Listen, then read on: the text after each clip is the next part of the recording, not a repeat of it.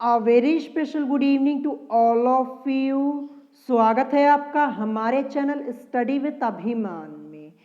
आज मैं आप लोगों के लिए यूपी पॉलिटेक्निक एंट्रेंस एग्जाम 2021 के लिए साइंस में फिजिक्स के चैप्टर फर्स्ट का पार्ट 4 लेकर आया हूँ। तो चैप्टर का नाम क्या है? चैप्टर का नाम है मापन, जिसे हम इंग्लिश में बोलेंगे मेजरमेंट। तो इससे पहले मैंने इस चैप्टर के टोटल 3 पार्ट्स ऑलरेडी अपलोड कर दिए हैं, जहां पे मैंने आपको इस चैप्टर के कुछ बेसिक कॉन्सेप्ट्स बताए हुए हैं और कुछ मोस्ट इंपॉर्टेंट टॉपिक्स मैंने आपको कवर अप कराए हुए हैं। तो अगर अभी तक आप लोगों ने उन वीडियोस को नहीं देखा है तो उन वीडियोस की लिंक मैंने आप लोगों को डिस्क्रिप्शन बॉक्स में दे दी है, आप वहां से जाकर उन वीडियोस को देख सकते हैं।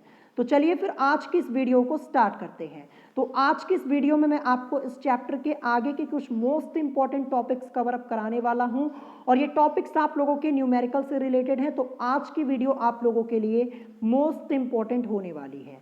तो वीडियो को स्टार्ट करने से पहले मैं आप लोगों को बता दूं कि मैं आप लोगों के पूरे एंट्रेंस एग्जाम की प्रिपरेशन करवाने वाला हूं, वो भी एकदम फ्री में। आपको कुछ नहीं करना, बस चैनल को सब्सक्राइब कर लेना है और अपनी स्टडी स्टार्ट कर लेनी है। और जैसा कि मैंने आप लोगों से कहा है कि मैं बहुत ही जल्द अपने दूसरे चैनल पर भी पॉलिटेक्निक एंट्रेंस एग्जाम के लिए क्लासेस स्टार्ट करने वाला हूं। तो जिन लोगों ने अभी तक हमारे दूसरे चैनल को सब्सक्राइब नहीं किया है तो उस चैनल की लिंक मैंने आपको डिस्क्रिप्शन बॉक्स में दे दी है, आप वहां से जाकर उस चैनल को सब्सक्राइब कर सकते हैं। तो चलिए फिर आज की इस वीडियो को स्टार्ट करते हैं और देखते हैं आज का हमारा यहाँ पे सबसे पहला टॉपिक क्या दिया है। तो आज का हमारा यहाँ पे सबसे पहला टॉपिक है कोटिमान, जिसे हम इंग्लिश में बोलेंगे ऑर्डर ऑफ मैग्नीट्यूड। तो ये टॉपिक आप लोगों के एंट्रेंस एग्जाम के पॉइंट ऑफ व्यू से मोस्ट इंपॉर्टेंट टॉपिक है, क्योंकि इस टॉपिक से रिलेटेड आपके एंट्रेंस एग्जाम में क्वेश्चंस पूछे जाते हैं और कई बार आपके एंट्रेंस एग्जाम में क्वेश्चंस पूछे भी जा चुके हैं। जैसा कि आप लोग नीचे यहाँ पे एक टॉपिक देख पा रहे होंगे, कोटिमान ज्ञात करना। तो यहीं से आपके एंट्रेंस एग्जाम में क्वेश्चंस आते हैं और इस टॉपिक से रिलेटेड आपके एंट्रेंस एग्जाम में न्यूमेरिकल्स पूछे जाते हैं, ये भी ध्यान रखिएगा। तो अभी मैं आपको सबसे पहले कोटिमान के बारे में बताऊंगा, कोटिमान कैसे निकालते हैं और किस टाइप के क्वेश्चंस आपके एंट्रेंस एग्जाम में पूछे जाते हैं, ये भी मैं आपको डिटेल में बताऊंगा। तो चलिए सबसे पहले हम यहाँ पे देखते हैं आखिर कोटिमान होता क्या है। तो यहाँ पे लिखा हुआ है, किसी राशि के परिमाण को उसके निकटतम 10 की घात के रूप में लिखने पर प्राप्त निकटतम मान को उस राशि का कोटिमान कहते हैं। कोटिमान को हम इंग्लिश में क्या बोलते हैं? ऑर्डर ऑफ मैग्नीट्यूड, ये भी ध्यान रखिएगा। तो यहाँ पे लिखा है कि किसी राशि के परिमाण को उसके निकटतम 10 की घात के रूप में लिखने पर प्राप्त निकटतम मान को उस राशि का कोटिमान यानी ऑर्डर ऑफ मैग्नीट्यूड कहते हैं। तो ये आपका यहाँ पे कोटिमान हो गया। अब चलिए देखते हैं नेक्स्ट टॉपिक, जो कि आपका मोस्ट इंपॉर्टेंट है और यहीं से आपके एंट्रेंस एग्जाम में क्वेश्चंस पूछे आते हैं। तो यहाँ पे लिखा है कोटिमान ज्ञात करना, जिसे हम इंग्लिश में बोलेंगे find out the order of magnitude. तो यहाँ पे कोटिमान ज्ञात करने के लिए कुछ रूल्स दिए गए हैं। तो ये रूल्स अभी मैं आपको डिटेल में समझाने वाला हूं। अगर एक बार आप इन रूल्स को समझ जाएंगे तो कोटिमान से रिलेटेड सभी न्यूमेरिकल्स को आप बड़े आसानी से सॉल्व कर पाएंगे। तो चलिए देखते हैं सबसे पहला रूल यहाँ पे क्या लिखा हुआ है। तो यहाँ पे लिखा हुआ है कि किसी संख्या का कोटिमान ज्ञात करने के लिए सबसे पहले उस संख्या को 10 की घातों के रूप में इस प्रकार लिखते हैं कि संख्या का एक अंक दशमलव बिंदु से पहले हो तथा शेष अंक दशमलव बिंदु के बाद हो। तो ये आपका यहाँ पे सबसे पहला रूल है। चलिए मैं आपको एग्जांपल समझाता हूँ, अभी आपका सारा डाउट यहाँ पे क्लियर हो जाएगा और ये रूल आपको समझ में आ जाएगा। तो यहाँ पे देखिए उदाहरण के तौर पे संख्या क्या दी गई है? 550। क्या दी गई है? संख्या आपकी यहाँ पे 550 दी गई है। तो अगर आपसे कहा जाए कि 550 इसका कोटिमान ज्ञात कीजिए, तो सबसे पहला स्टेप आपका क्या होगा? सबसे पहला स्टेप ये होगा कि हम यहाँ पे 550 को क्या करेंगे? 10 की घात के रूप में बदलेंगे, 10 की पावर के रूप में चेंज करेंगे और इसी रूल के बेसिस पे करना है, ध्यान रखिएगा। तो मैं इसको क्या लिख सकता हूँ? जब मैं इसको 10 की पावर के रूप में चेंज करूंगा 550 को, तो मैं इसको लिख सकता हूँ 5.50 into 10 raise to the power 2। ये मैं लिख सकता हूं। कैसे लिखा? चलिए मैं आपको समझाता हूं, एक बार फिर से इसी रूल को पढ़िए। लिखा है कि किसी संख्या का कोटिमान ज्ञात करने के लिए सबसे पहले उस संख्या को 10 की घातों के रूप में इस प्रकार लिखते हैं कि संख्या का एक अंक दशमलव बिंदु से पहले हो। इस लाइन पे फोकस कीजिए, यहाँ पे लिखा है कि संख्या का एक अंक दशमलव बिंदु से पहले हो। तो संख्या आपकी क्या है 550, ये मैं यहाँ पे ऊपर लिख दे रहा हूँ, ठीक है 550 ये संख्या मैंने ऊपर लिखी और मैंने यहाँ पे लगा दिया पॉइंट, ये 5 के बगल मैंने यहाँ पे पॉइंट लगा दिया, ठीक है। यहाँ पे कह रहा है कि किसी संख्या का कोटिमान ज्ञात करने के लिए सबसे पहले उस संख्या को 10 की घातों के रूप में इस प्रकार लिखते हैं कि संख्या का एक अंक दशमलव बिंदु से पहले हो। तो संख्या आपकी 550 थी, यहाँ पे मैंने पॉइंट लगाया। अब देखिए संख्या का एक अंक आपका जो 5 है ये दशमलव बिंदु से पहले है कि नहीं है ना। तो यही यहाँ पे लिखा है कि संख्या का एक अंक दशमलव बिंदु से पहले हो। तो संख्या 550 थी, यहाँ पे पॉइंट लगाया। अब दशमलव बिंदु से पहले आपका संख्या का एक अंक यहाँ पे आ रहा है, ये यहाँ पे हो गया इसी रूल के हिसाब से। फिर उसके बाद लिखा है तथा शेष अंक दशमलव बिंदु के बाद हो। तो संख्या 550 का शेष अंक आपका कहाँ पे है, ये 5 और 0, जो 5 और 0 है ये आपका दशमलव बिंदु के बाद है ना। तो यही यहाँ पे लिखा हुआ है कि शेष अंक आपका दशमलव बिंदु के बाद हो। तो शेष अंक जो आपका 5 और 0 है ये दशमलव बिंदु के बाद है, ठीक है। आई होप ये आपको यहाँ पे समझ में आ गया होगा। अब हम क्या देखेंगे, अब हम देखेंगे ये पावर 10 की पावर 2 ही क्यों हुई, ये आपको समझना है। तो यहाँ पे मल्टीप्लाई का मैं साइन लगाऊंगा और यहाँ पे लिखूंगा 10, क्योंकि हमें 10 की घात के रूप में बदलना है, 10 तो रहेगा ही। फिर यहाँ पे देखिए हमने ये पॉइंट कितने अंक के बाद लगाया है। देखिए सबसे पहला अंक आपका ये 0, ये पहला अंक, और ये दूसरा अंक 5, यानी 2 अंक के बाद हमने यहाँ पे पॉइंट लगाया है। तो यहाँ पे पावर कितनी हो जाएगी, 10 की 2 हो जाएगी, 10 की पावर 2 हो जाएगी। तो इसीलिए पावर यहाँ पे मैंने 2 लगाई हुई है। तो देखिए जो आपका 550 है इसको हम 10 की घात के रूप में कन्वर्ट करेंगे इस रूल के बेसिस पे, तो क्या मिलेगा 5.50 into 10 raise to the power 2। तो मैं आपको समझा दूं, देखिए 5.50 ये मैंने नीचे लिखा, और 10 की घात 2 का मान कितना होता है, 100 होता है, 100 होता है ना।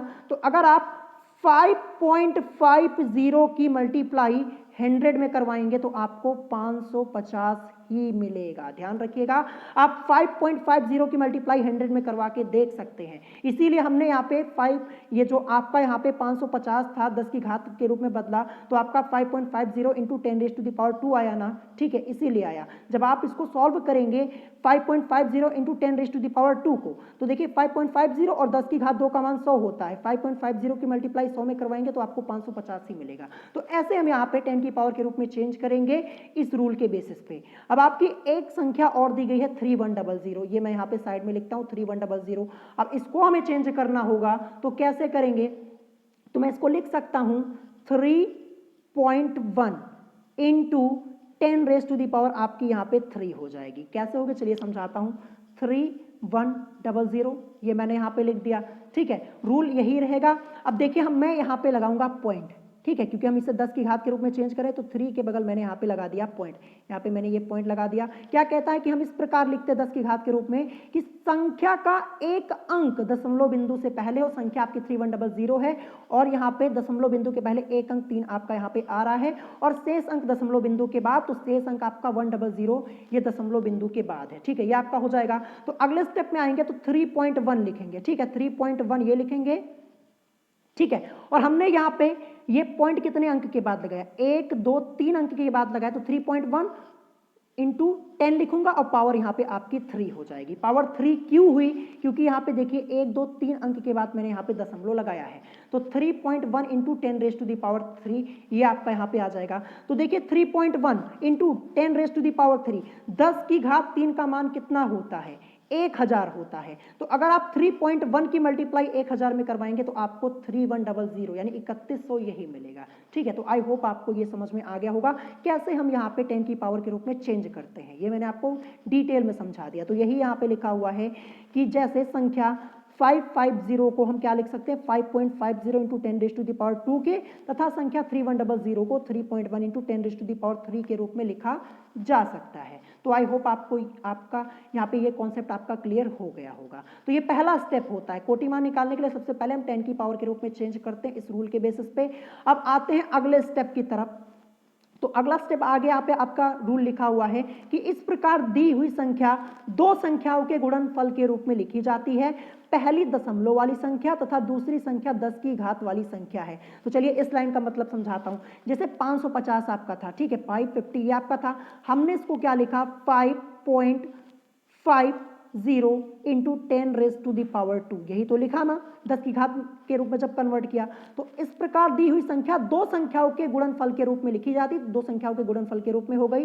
पहली दशमलव वाली संख्या, तो ये जो आपका 5.50 है ये दशमलव वाली संख्या, तथा दूसरी संख्या 10 की घात वाली जो 10 रेज टू द पावर 2 है, ये आपकी है। तो आई होप ये भी लाइन आपको यहाँ पे समझ में आ गई होगी। फिर इसके बाद आगे लिखा है, अब हम देखते हैं कि दशमलव वाली संख्या 1 इंटू 10 के वर्गमूल अर्थात स्क्वायर रूट के अंदर आपका 1 इंटू 10 है, जिसको सॉल्व करने पर 3.16 हमें मिलता है। ये नंबर आपको याद रखना है 3.16, ठीक है। तो यहाँ पे लिखा है कि अब हम देखते हैं कि दशमलव वाली संख्या आपकी 3.16 से बड़ी है अथवा छोटी है, ये आपको यहाँ पे देखना होता है। तो देखिए मैं आपको 550 इसका कोटि मान निकाल के यहाँ पे दिखा रहा हूँ, ये आपको एग्जांपल के तौर पे समझा रहा हूँ। तो हमने इसको 10 की घात के रूप में चेंज कर लिया है, पहला स्टेप कंप्लीट। अब दूसरे स्टेप में हम ये देखेंगे कि दशमलव वाली संख्या जो है ये 3.16 से बड़ी है अथवा छोटी है। तो दशमलव वाली संख्या आपकी यहाँ पे क्या है 5.50 है ना।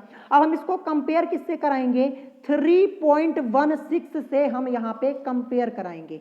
अब हम देखेंगे कि जो ये आपकी 5.50 ये दशमलव वाली संख्या है, ये 3.16 से बड़ी है अथवा छोटी है। तो आप यहाँ पे देख के ही बता देंगे जो 5.50 है ये 3.16 से क्या है, ये संख्या जो है ये बड़ी है। क्या है, बड़ी है। अब बड़ी है तो क्या करेंगे, तो आगे देखिए, आगे आपका रूल लिखा हुआ है, आगे आपका रूल लिखा हुआ है, मैं आपको दिखाता हूं। तो देखिए सबसे पहले यहाँ पे लिखा है, यदि दशमलव वाली संख्या 3.16 के बराबर या इससे छोटी है तब संख्या का कोटि मान 10 की घात वाली संख्या के बराबर होगा। ये आपका लिखा। तो पहले मैं आपका कोटि मान यहाँ पे जो मैं निकाल रहा था किसका 550 का, मैं 550 यहाँ पे लिख देता हूँ। तो 550 मैं यहाँ पे लिख देता हूँ, ठीक है। 550 लिखा, फिर इसको मैंने 10 की घात के रूप में चेंज किया, तो 5.50 into 10 raise to the power यहाँ पे कितनी हो जाएगी 2 हो जाएगी, ठीक है। अब हमें इसको कंपेयर किससे कराना है 3.16 से कराना है।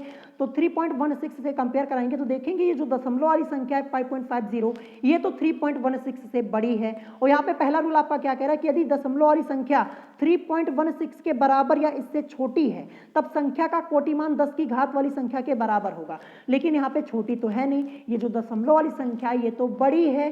बड़ी है तो क्या होगा, अगर ये संख्या छोटी होती यहाँ पे तो जो 10 की घात 2 है यही कोटिमान हो जाता। अगर ये 3.16 से ये संख्या जो है 5.50 छोटी होती तो कोटिमान आपका 10 की घात 2 ही हो जाता, लेकिन छोटी तो है नहीं। तो अब अगला रूल देखिए, दूसरा वाला यहाँ पे लिखा है, यदि दशमलव वाली संख्या 3.16 से बड़ी है, क्या है 3.16 से बड़ी है, तब संख्या का कोटिमान 10 की घात वाली संख्या में एक घात बढ़ाने पर प्राप्त होगा।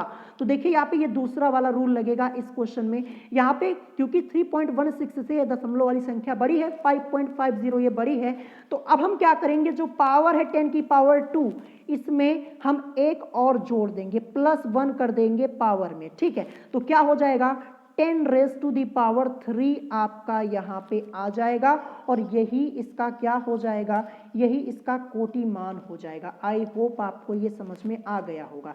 यही यहाँ पे लिखा, यदि दशमलव वाली संख्या 3.16 से बड़ी है तब संख्या का कोटि मान, जो संख्या का कोटि मान है 10 की घात वाली संख्या में एक घात बढ़ाने पर प्राप्त होता है।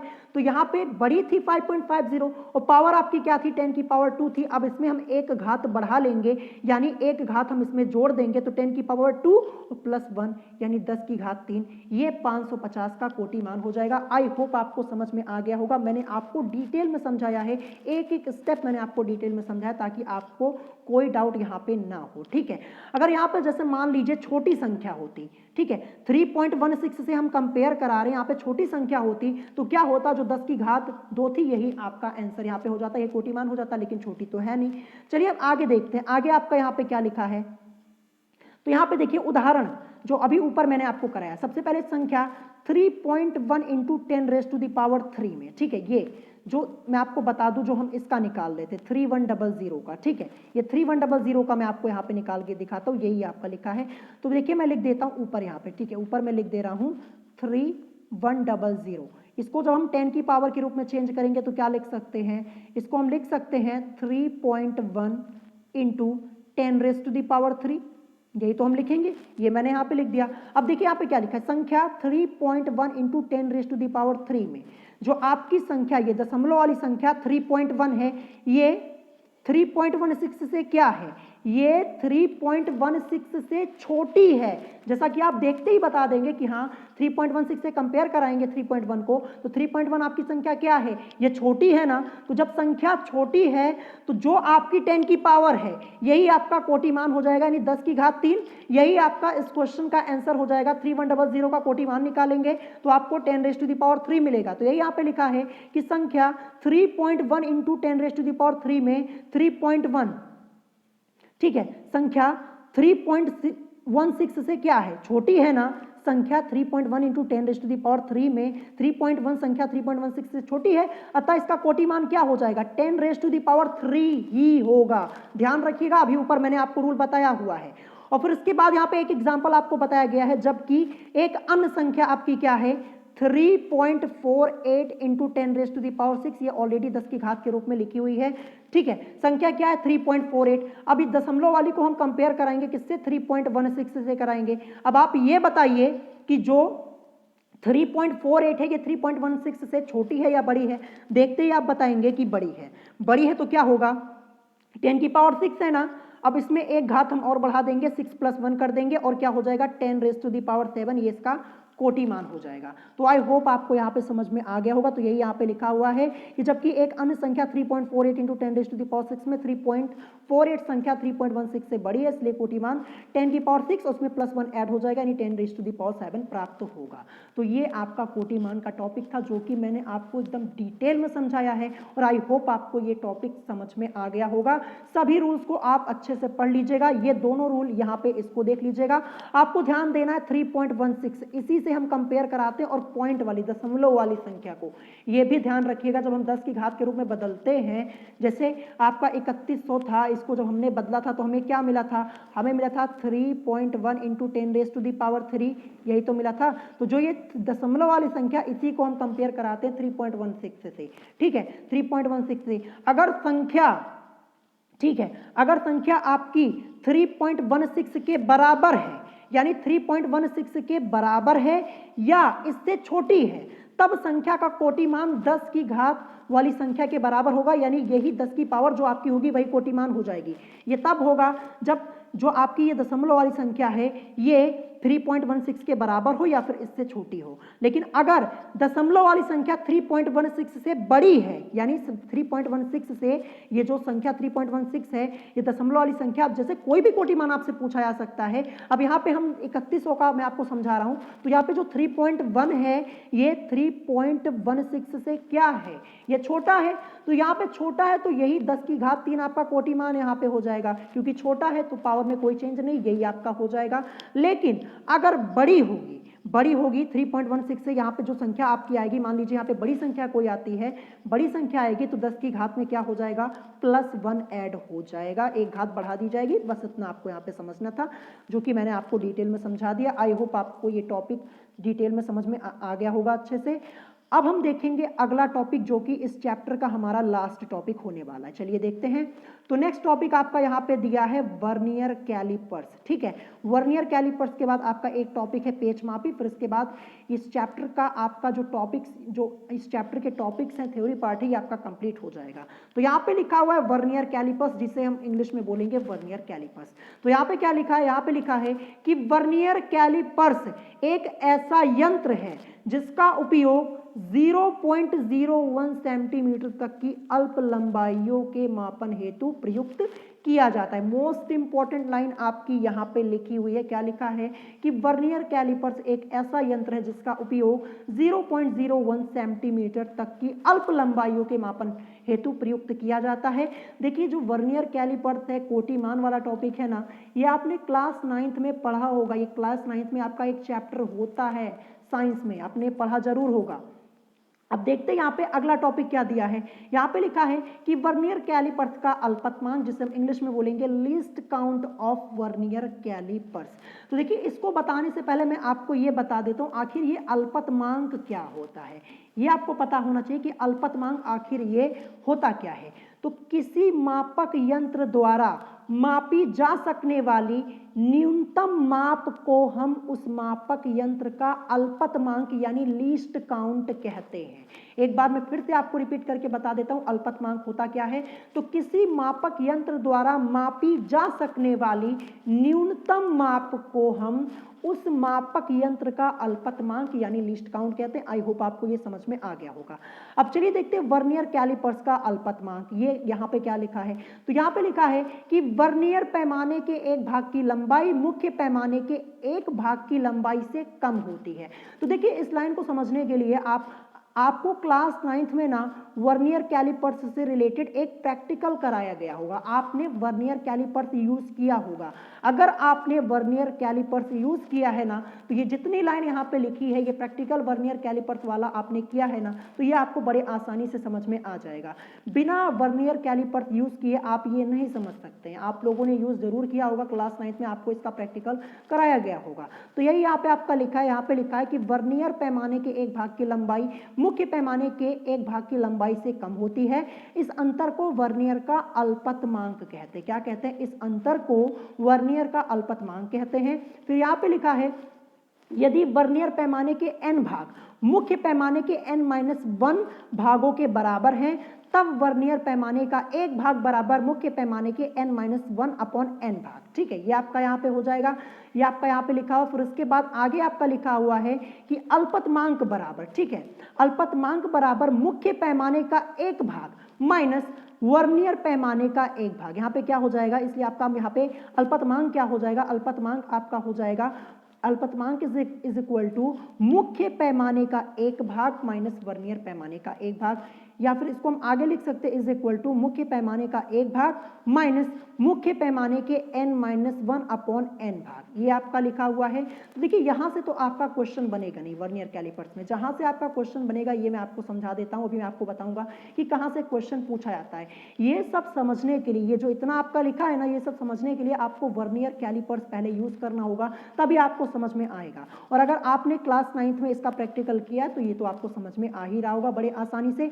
यहाँ पे आपको ये ध्यान रखना है, ये जो आपका एक फॉर्मूला यहाँ पे लिखा है, ये आपको पता होना जरूरी है, जो कि आपका लिखा है कि वर्नियर पैमाने का अल्पतमांक बराबर क्या होता है, मुख्य पैमाने के एक भाग की लंबाई और अपॉन में वर्नियर पैमाने पर भागों की कुल संख्या। ये आपको पता होना जरूरी है, ये फॉर्मूला जो है ये आपको पता होना जरूरी है। फिर इसके बाद एक लाइन आपकी और लिखी है जो कि मोस्ट इंपॉर्टेंट है और ये आपसे क्वेश्चन के रूप में पूछा जा सकता है। यहाँ पे लिखा है कि साधारण वर्नियर कैलिपर्स का अल्पतमांक 0.01 सेंटीमीटर होता है। तो अगर आपसे पूछा जाए कि साधारण वर्नियर कैलिपर्स का अल्पतमांक क्या होता है, तब आपका आंसर क्या हो जाएगा, 0.01 सेंटीमीटर होता है। ठीक है, क्या होता है, 0.01 सेंटीमीटर। ठीक है, और अगर आपसे मिलीमीटर में पूछा जाए, किसमें, mm में पूछा जाए, तब आप क्या आंसर करेंगे, तब आप आंसर करेंगे 0.1 mm। क्या होता है, 0.1 mm होता है। मिलीमीटर में भी मैंने आपको यहाँ पे बता दिया है। देखिए, सेंटीमीटर में क्या होता है, 0.01 सेंटीमीटर, और मिलीमीटर में आपका क्या हो जाएगा, 0.1 हो जाएगा। क्या हो जाएगा, 0.1 मिलीमीटर। ध्यान रखिएगा, दोनों तैयार कर लीजिएगा। सबसे पहले आपको सेंटीमीटर में पता होना चाहिए कि साधारण वर्नियर कैलिपर्स का अल्पतमांक 0.01 सेंटीमीटर होता है, और यही अगर आपसे मिलीमीटर में पूछा जाएगा तो 0.1 आपका हो जाएगा, 0.1 mm ये आपका हो जाएगा। ध्यान रखिएगा, ये आपका अल्पतमांक वाला, ये भी मैंने आपको बता दिया। तो देखिए, यहाँ से आपका यही पूछा जा सकता है। एक तो आपको ये फॉर्मूला पता होना जरूरी है, एंड आपको ये अल्पतमांक पता होनी जरूरी, जो कि मैंने आपको बता दी। और ये जो ऊपर वाला पार्ट आपका है, ये तभी आपको समझ में आएगा जब आपने कभी वर्नियर कैलिपर्स यूज किया होगा। ठीक है। अब देखते हैं आगे यहाँ पे सेकंड पॉइंट आपका क्या लिखा है। सेकंड पॉइंट यहाँ पे लिखा है कि वर्नियर कैलिपर्स के दोनों जबड़ों को आपस में स्पर्श कराने पर यदि मुख्य पैमाने की शून्य रेखा वर्नियर पैमाने की शून्य रेखा के ठीक सीधे में ना हो तो यह दोष शून्यांक त्रुटि कहलाता है। देखिए ये सब जब तक आप वर्नियर कैलिपर्स यूज नहीं करेंगे, प्रैक्टिकल नहीं करेंगे, आपको समझ में नहीं आने वाला। देखिए यहाँ पे क्या लिखा है कि वर्नियर कैलिपर्स के दोनों जबड़ों को आपस में स्पर्श कराने पर, तो भैया जब आप वर्नियर कैलिपर्स यूज करेंगे तभी तो आपको पता चलेगा। तो वर्नियर कैलिपर्स के दोनों जबड़ों को आपस में स्पर्श कराने पर यदि मुख्य पैमाने की शून्य रेखा वर्नियर पैमाने की शून्य रेखा के ठीक सीध में ना हो तो यह दोष शून्यांक त्रुटि कहलाता है। ये आपको पढ़ लेना है, क्वेश्चन के रूप में आपसे पूछा जा सकता है। ठीक है, ध्यान रखिएगा, बस इसे आप एक बार पढ़ लीजिएगा। फिर इसके बाद लिखा है यहाँ पे प्रेक्षित लंबाई बराबर मुख्य पैमाने की माप प्लस वर्नियर का मिलने वाला चिन्ह गुणे अल्पतमांक, ये प्रेक्षित लंबाई के लिए। ठीक है, प्रेक्षित लंबाई बराबर क्या होती है, मुख्य पैमाने की माप प्लस वर्नियर का मिलने वाला चिन्ह गुणे अल्पतमांक। ये प्रेक्षित लंबाई अगर निकालेंगे इसके लिए आपका लिखा हुआ है। फिर यहाँ पे वास्तविक लंबाई क्या होगी, तो वास्तविक लंबाई अगर आप निकालेंगे, वास्तविक लंबाई बराबर प्रेक्षित लंबाई माइनस शून्यांक त्रुटि जो आपकी है, और ये चिन्ह सहित होती है, जो शून्यांक त्रुटि होती है चिन्ह सहित होती है। तो देखिए इस सब से आपके एंट्रेंस एग्जाम में क्वेश्चंस नहीं पूछे जाते, ध्यान रखिएगा, यहाँ से आपके क्वेश्चंस नहीं पूछे आते हैं। जो क्वेश्चंस आपसे पूछे जाएंगे इस टॉपिक से रिलेटेड वो मैं आपको सॉल्व करवा दूंगा। और ये सब टॉपिक आपने पढ़ा होगा, 10th में इतना डिटेल में ये टॉपिक नहीं पढ़ाया जाता है, लेकिन 11th क्लास में जो 12th पास आउट स्टूडेंट्स हैं ये वो स्टूडेंट्स यहाँ पे समझ पा रहे होंगे। ये सब प्रेक्षित लंबाई क्या होती है, वास्तविक लंबाई क्या होती है, ये उन लोगों को समझ में आ रहा होगा। ठीक है, अब यहाँ पे मैं प्रेक्षित लंबाई वास्तविक लंबाई ये सब आपको डिटेल में नहीं बता सकता, नहीं तो फिर ये वीडियो बहुत ही लंबी हो जाएगी, क्योंकि ये जो मेजरमेंट है ना और ये जो आपका ये वर्नियर कैलिपर्स का टॉपिक है ये काफी लेंथी टॉपिक है। तो यहाँ पे सिर्फ आपको इतना पढ़ना है जो आपके काम का हो, जो आपके एंट्रेंस एग्जाम में क्वेश्चन पूछा जाता हो, आपको उतना ही पढ़ना है, पूरा आपको यहाँ पे पढ़ने की जरूरत नहीं है। तो मैंने आपको क्या क्या बताया, खास चीज इसमें क्या आपको पढ़नी है। देखिए सबसे पहले आपको ये पहली लाइन पता होनी चाहिए, ये आपको ध्यान रखना है।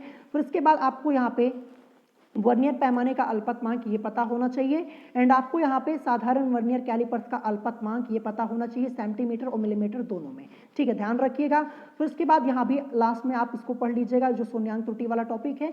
तो ये आपका टॉपिक यहाँ पे हो गया वर्नियर कैलिपर्स का। ठीक है, अब देखते हैं इस चैप्टर का लास्ट टॉपिक जो कि आपका है पेच मापी, जिसे हम इंग्लिश में बोलेंगे स्क्रू गेज। ठीक है, पेच मापी। तो चलिए देखते हैं आखिर ये क्या होता है। तो यहाँ पे लिखा है कि पेच मापी एक ऐसा यंत्र है जिसके द्वारा अत्यंत छोटी लंबाई को भी मापा जा सकता है। ध्यान रखिएगा, पेच मापी आपका एक ऐसा यंत्र होता है जिसके द्वारा अत्यंत छोटी लंबाई यानी बहुत ही छोटी लंबाई को भी मापा जा सकता है। यहाँ पे लिखा है कि पेच के सिरों को एक चक्कर पूरा घुमाने में उसकी नोक जितनी आगे या पीछे होती है उस दूरी को पेच का चूड़ी अंतराल कहते हैं। अब यहाँ पे देखिए क्या लिखा है कि साधारण पेच मापी का चूड़ी अंतराल कितना होता है, 0.1 सेंटीमीटर होता है। कितना होता है, 0.1 सेंटीमीटर होता है। तो यहीं से आपसे क्वेश्चन पूछा जाएगा, अगर आपसे पूछ लिया जाए कि साधारण पेच मापी का चूड़ी अंतराल कितना होता है तो आपका आंसर क्या होगा, 0.1 सेंटीमीटर होता है। इसको अच्छे से पढ़ लीजिएगा, ये लाइन आपको याद होनी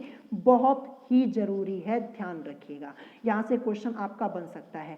और स्क्रू गेज, इसका भी प्रैक्टिकल आप लोगों ने 9th क्लास में किया होगा, आपको कराया गया होगा। जब मैं 9th क्लास में था तो मुझे कराया गया था। क्या आपको ये प्रैक्टिकल कराया गया कि नहीं कराया गया, मुझे कमेंट करके जरूर बताइएगा। तो ये पेच मापी आपका हो जाएगा, आपको ये लाइन ध्यान रखनी है। फिर इसके बाद ये एक फॉर्मूला आता है कि पेच मापी का अल्पतमांक बराबर क्या होता है। पेच मापी का अल्पतमांक बराबर पेच का चूड़ी अंतराल और अपॉन में गोलीय पैमाने पर बने कुल भागों की संख्या, ये आपका यहाँ पे फॉर्मूला होता है। अगर आपसे आगे यहाँ पे पूछा जाए कि पेच मापी द्वारा प्रेक्षित माप बराबर ये आपका क्या हो जाएगा, तो ये आपका हो जाएगा मुख्य पैमाने की माप प्लस वृत्तीय पैमाने को आधार रेखा से मिलने वाला चिन्ह। क्या लिखा है, वृत्तीय पैमाने को आधार रेखा से मिलाने वाला चिन्ह जो आपका है मिलने वाला चिन्ह गुणे अल्पतमांक, ये आपका यहाँ पे लिखा। तो ये आपके काम का नहीं है, इससे आपसे कोई मतलब नहीं, क्योंकि यहाँ से आपका क्वेश्चन पूछा नहीं जाएगा। और फिर यथार्थ माप बराबर पेच मापी की यथार्थ माप, यहाँ पे अगर यथार्थ माप पूछा जाएगा तो प्रेक्षित माप माइनस शून्यांक त्रुटि, ये आपका यहाँ पे लिखा हुआ है। तो देखिए मैं आपको बता दूं कि यहाँ से आपसे क्वेश्चन क्या पूछा जाएगा, ये आपको मैं समझा दे रहा हूँ। देखिए आपसे पूछा जा सकता है, इसका चूड़ी अंतराल आपसे पूछा जा सकता है, नहीं तो फिर इसके अलावा आपका यहाँ पे कोई क्वेश्चन बनेगा नहीं। ये पेच मापी का अल्पतमांक आपसे पूछा जा सकता है, या फिर पेच मापी किस सिद्धांत पे कार्य करता है ये आपसे पूछा जा सकता है। इससे ज़्यादा क्वेश्चन आपसे नहीं पूछे जाएंगे।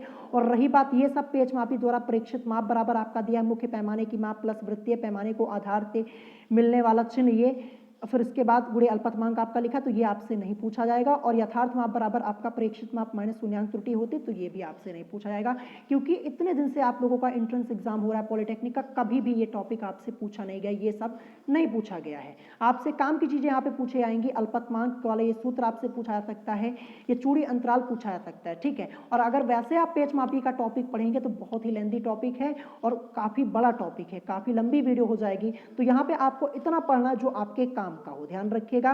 क्योंकि देखिए वहाँ पे जब आप एंट्रेंस एग्जाम देने जाएंगे वहाँ पे आपको 3 घंटे का समय मिलता है, और इस चैप्टर से आपके एंट्रेंस एग्जाम में मेजरमेंट से अगर बहुत ज़्यादा पूछा जाए तो 3 क्वेश्चन पूछा जाता है, बस 3 क्वेश्चन पूछा जाता है, यानी 12 नंबर का, ठीक है। 12 नंबर का क्वेश्चन, ये मैं आपको अधिकतम बता रहा हूँ। कभी कभी 4 क्वेश्चन भी इस चैप्टर से पूछ लिए जाते हैं, तो चैप्टर इंपॉर्टेंट है, ध्यान रखिएगा। तो सभी क्वेश्चन आपका पेच मापी या वर्नियर कैलिपर से थोड़ी ना पूछा जाएगा। कुछ एक क्वेश्चन आपका कोटि मान से रिलेटेड हो जाता है, नहीं तो कभी कभी 2 क्वेश्चन आपसे कोटि मान से रिलेटेड पूछ लिए जाते हैं, और एक क्वेश्चन आपका मात्रक से रिलेटेड पूछ लिया जाता है, और कभी कभी एक क्वेश्चन आपका पेच मापी या फिर वर्नियर कैलिपर से पूछ लिया जाता है।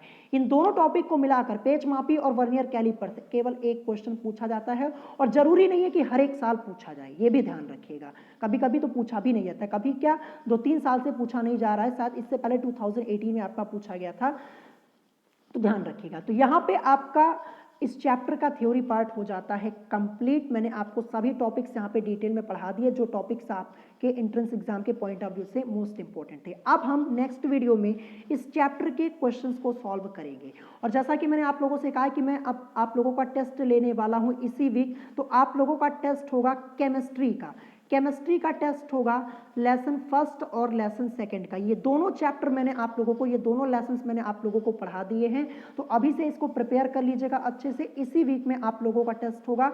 आज यहाँ पे बृहस्पतिवार है, ठीक है, आज यहाँ पे थर्सडे है, हो सकता है कि मैं सैटरडे को आप लोगों का टेस्ट लूँ। जब टेस्ट लेना होगा तो मैं आप लोगों को इन्फॉर्म कर दूंगा, और टेस्ट आप लोगों का जो होगा मेरे दूसरे चैनल पर होगा, ध्यान रखिएगा। और उस चैनल की लिंक मैंने आपको डिस्क्रिप्शन बॉक्स में दी हुई है, आप वहाँ से जाके चैनल को सब्सक्राइब कर सकते हैं। तो अगर आज की इस वीडियो में आप लोगों को कोई बात नहीं समझ में आई हो तो आप मुझसे कमेंट करके पूछ सकते हो, और अगर आज की वीडियो आप लोगों को पसंद आई हो तो वीडियो को लाइक करना मत भूलिएगा, और साथ ही साथ हमारे चैनल स्टडी विद अभिमान को सब्सक्राइब करना मत भूलिएगा। तो आज की वीडियो में इतना ही, मिलेंगे नेक्स्ट वीडियो में। Thanks for watching.